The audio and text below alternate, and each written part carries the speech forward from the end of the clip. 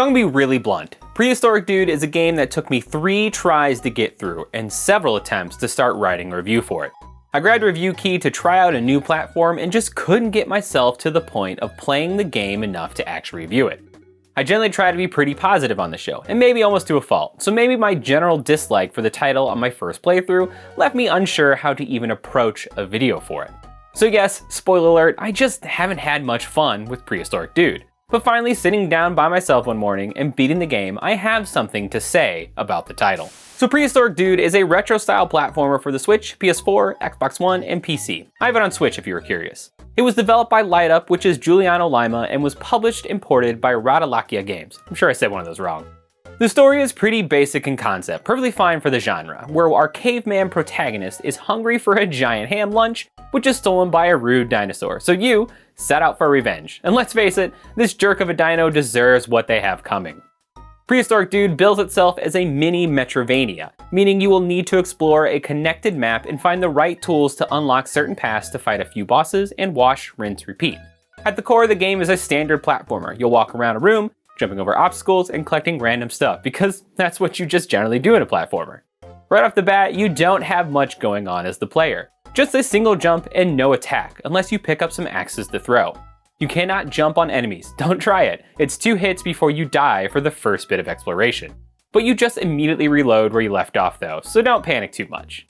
Eventually though, you'll find some items to power up the dude, like some gloves to help you grab edges of platforms, or a piece of bamboo that weirdly allows you to swim, and a club that gives you attack not dependent on picking up more axes.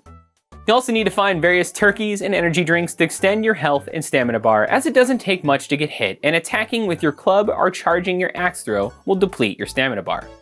You also need to be on the lookout for silver keys to unlock most of the doors and a few other powers to help you do things like push rocks or double jump. So yeah, exploration-based platformer. It's pretty cut and dry. The mini part comes because all this is wrapped in an itty-bitty map, and while it took me about an hour or less to complete the game at about 85%, you can find a few videos out there of people taking an optimal path and getting the required items to beat the final boss in less than 30 minutes. Now I'm not one to put down a game because it's short or simplistic. I've said that in the last few videos I've done. There is always a place for these quick experiences if they provide enough fun for that short runtime. I've replayed Kirby's Dream Land so many times over these decades, and I will continue to do so. For Prehistoric Dude doesn't have that exact mix of everything to give it the charm to make it constantly replayable in my opinion. The game is missing a sparkle, that polish that has me latching on when I first start playing it. Prehistoric Dude feels not necessarily incomplete, but not really whole. It's a hard thing to describe, as it's such a fine line to walk. There's charm here though. The sprite work and the animation and the little story is cute. But for example, an issue for me are the enemies and bosses. You have a little mix of various bugs and small creatures to deal with, and for most of them, their existence is all that's really getting in your way. But some will be more aggressive, like the snake and the birds. But really, enemy placement is haphazard, and especially on the first little bit of the map, when you don't have a weapon other than the random axe to throw and only 2 hits to work with. They also just don't have much to them. They're just tiny little sprites of various regular creatures without much personality. There are 3 boss rooms, a pterodactyl, a brontosaurus, and the final T-Rex that stole your ham. The first 2 are trivial at best, with the final fight being a bit chaotic, making it just a fight of smashing buttons trying to get it over with. Their design is lacking as well, though I like the storybook style of the second and final boss. They're cute. Mechanically, the game functions just fine. Nothing is broken at all, but I'm also not feeling a real good sense of control. The dude's jump is a bit jerky, with too high of an arc, and the axe throw suffers from the same issue Wonder Boy had in the 80s, where it either goes straight over enemies or drops in front of them. Plus, at the beginning, there are just not enough axes until you find the club, and then you don't really need them at all.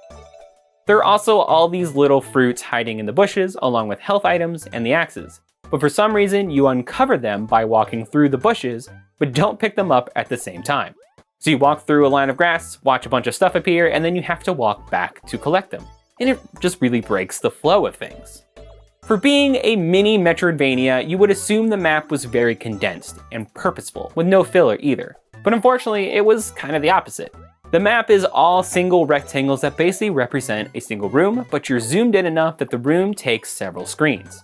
While some were just little obstacle courses to get to an adjacent room to grab a key or power, others were just kind of bare and pointless. I had several moments of trying to climb to a far corner of a room, and it was just a patch of grass there.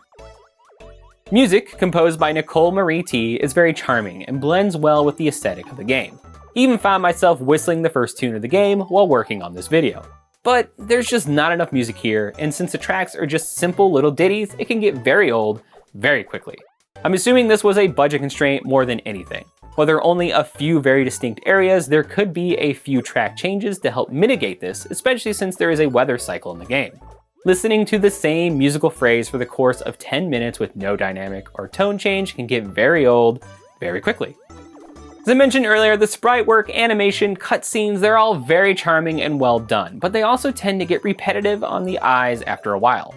There's a literal design school of thought with fatigue being a problem with everything is too similar or repetitive. Your logo's everywhere on a page, or the type is all the same set, so on and so forth. Nothing that egregious here, but there's also just isn't much difference between a lot of the areas or creatures, and the general sprite design is a bit flat.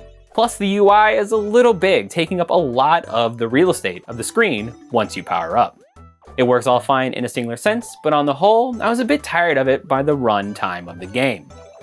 Prehistoric Dude is a fine indie title made by one person, and I honestly feel bad having any complaints against it. But I just wasn't that into it from the start or by the time I sat down to write this review. It just doesn't have that whole package, but I can see the talent here, and I hope Giuliano continues to develop more games. It is on all the platforms, and it's only $4.99 though. So really, this should be what you would expect at that price range. It's quick and charming little game that, depending on your personality or game taste, is either one or done or fine for a lunch break time killer. Treat it like a demo cut for what I feel like will be eventually a bigger album release from Giuliano. That's all for this bit shorter episode of RetroActive. Please like, sub, share, leave a comment, all that stuff. And as always, I'll see you next time.